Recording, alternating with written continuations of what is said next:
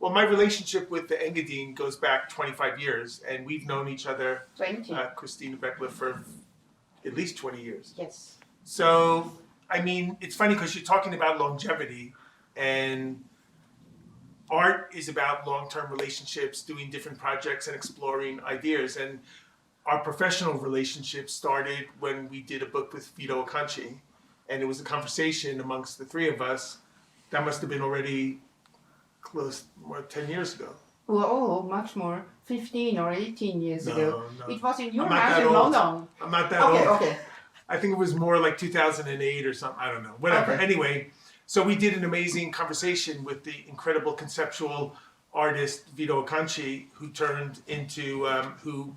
ended up pursuing a career in architecture and design. Vito Acconci was one of the early inspirations for my professional involvement in the art world, and because he started masturbating under the floor in 1972, which I thought Seatbed. Right, so I thought if that's art, this could be a career for me. And then what I love is that he was so restless and he constantly needed to challenge himself. So he made a name for himself in performance art and then making these text and photographic works, but he quickly changed course numerous times and ended up literally doing architecture, often to the detriment of his career. He died practically destitute, which was a travesty, but he was a great inspiration for me and a model of how not to settle, to constantly change. I mean, in 5 years from now, I don't know exactly what I'll be doing. I mean, I know I'll be in the art world, of course, but what I'll be doing on a day-to-day basis could very well be very different to what I'm doing now. And this kind of restlessness that Vito exhibited throughout his entire life, it was to his detriment. I always say that the only thing worse than being too far behind the time is to be too far ahead of the time.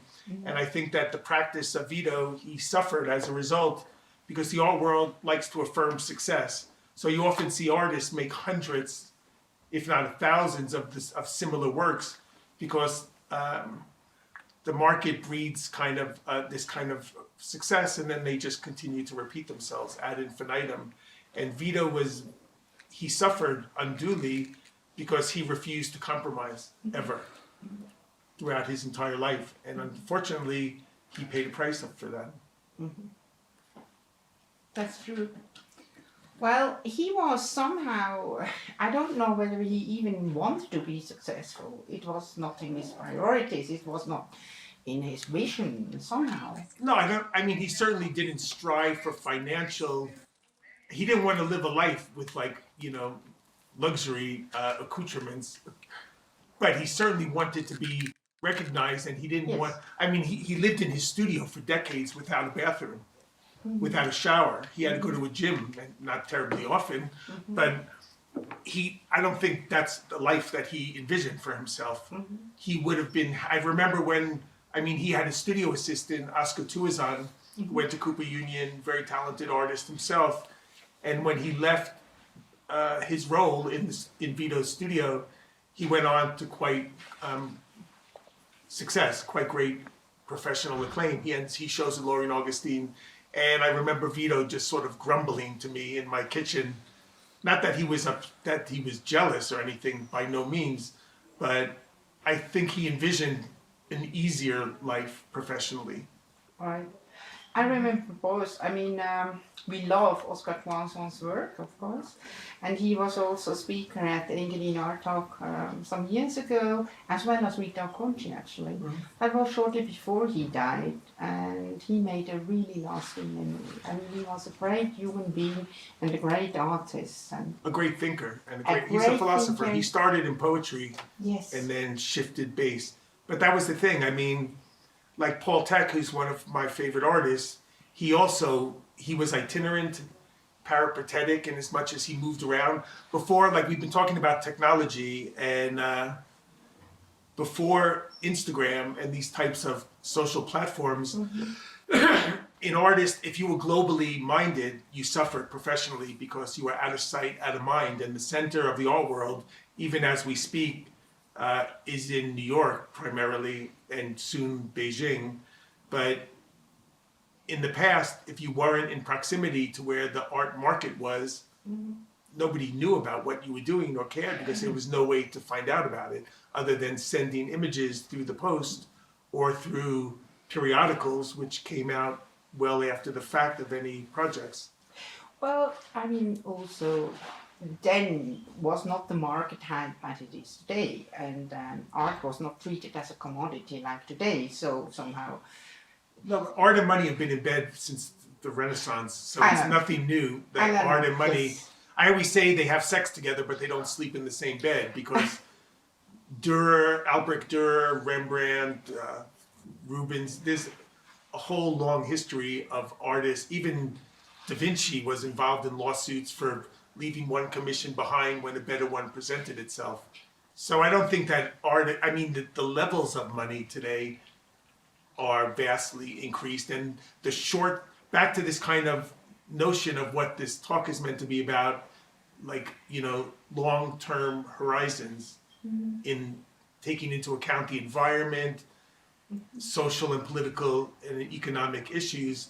I think what's changed is the short-term horizon in the fact that, I mean, over the course of history, evolutionarily speaking, like, we've grown to lose the functionality of our thumbs, and like in Darwinian evolution, and in a sense, the smartphone and social media has been a double-edged sword because it's been an incredible tool. I love Instagram, and it enhances my professional life 1,000 times a day, unfortunately.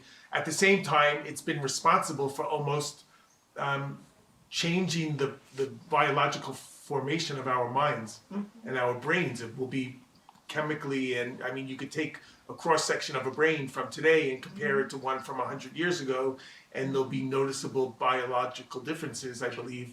And the problem is that people have a very short-term horizon. Right. So when it comes to art, I was thinking, like, during the pandemic, bread became this kind of cultural phenomenon. Everyone was making sourdough bread. And then, like, I was doing some research, and when you use this yeast, when you cultivate the yeast, it's called starter, and it could sometimes be curing for decades, sometimes like 80 years. It's getting better and better. Yeah. I know someone bringing it from South Africa. It sounds kind of disgusting. Yes, but interesting. It looks disgusting, like vomiters. But the fact is, like, that's a great analogy for the art world, because even if art and money have always been holding hands together and having a physical relationship, the fact is that the way people function in the art world today is that everything is immediate. So you have a whole host of artists. What's different today is the short-term mentality of art investors, art speculators. I call them speculators. If you find a collector that's never sold a piece of art, they could be in a vitrine, like in a natural history museum. They don't really exist anymore. And that's shameful, because I do 27 things, all in the art world, from making art, writing about it. I have an article that comes out tomorrow in ArtNet, hopefully not edited too vastly, because I wrote some things that they may not be too amused with. Again, it's like art is a slow burning, organic process that needs to ferment, for lack of a better word. But so even though I have sometimes, I'm looking at the market and I'm writing about the market and I'm looking at the kind of transactional exchange of art for money and the commodification of art, the fact is that I collect art, I teach fine art. I mean, I say in the art world, you never get to speak about art if you're in the art world, because nobody wants to talk about art anymore. And because it's almost like you're dealing in art, you're going to art fairs, you run, looking at auctions, looking at the latest new phenomenon, but no one's looking at art and thinking about it and talking about it. Just the very nature of what it is you're looking at and what it is you're buying and selling and collecting and hoarding and putting in your storage. And so in a way, like, although galleries have been suffering because of the lack of art fairs, for a particular example, but I think it's been a godsend, because art fairs are not the end all. And in fact, they're a terrible way to focus and to look at a one-person show in a gallery. I've been to more galleries since the pandemic, even having had COVID for 3 weeks. Yeah, so in the Engadine, what I love about St. Moritz and the surrounding region is that there's more, there must be at least 30 galleries here, and I mean, there was a museum I didn't even know existed in town, the Engadin Museum. I've been to the Segatini Museum, but there's such a great culture of culture in this region, and I'm curating a section for the Nomad Fair in February, incorporating works from 8 local galleries. So I just love art, and I don't vacation very well. And what I love about what you do, you're publishing projects with artists, books, doing these talks, and taking a region like it's holiday time and most people turn off. But like, there's so many fabulous things to see here and to learn. And I'm only happy when I'm looking at art and thinking about it. The fact is, like, I walked into Karsten Greaves' gallery on a Monday at 5 o'clock with shitty weather, and there he was, sitting there working, and it's beautiful. I mean, it just shows you that art, there's no retirement from art. You retire from art when you perish, and it's a beautiful kind of profession, vocation, passion. It's all about just like communication reading and love. Communication and love. Yes. So I mean, people lose sight of that fact because of the short-term horizon that's shaped by Instagram, shaped by technology, and shaped by people's lack of attention. And they're in the art world and they lose sight of the art, and that's a bit sad. Yes, yes. Well, art is always looking behind also.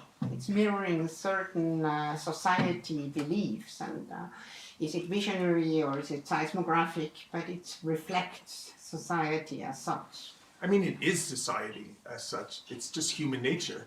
Art, since art came off the wall of the cave, it's been coveted by people.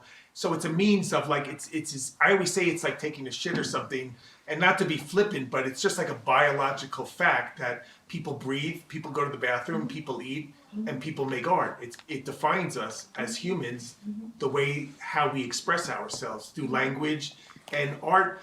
I never studied art, and the first art class I was ever in, I was teaching at the New School, because I just didn't even know art existed as a form of learning and understanding. I studied philosophy, and as far as I'm concerned, art is like philosophy in pictures and film and sculpture, etc. But in that way, for me, art is as primal as any function of the body. It's just what we do that defines us and differentiates ourselves as a species.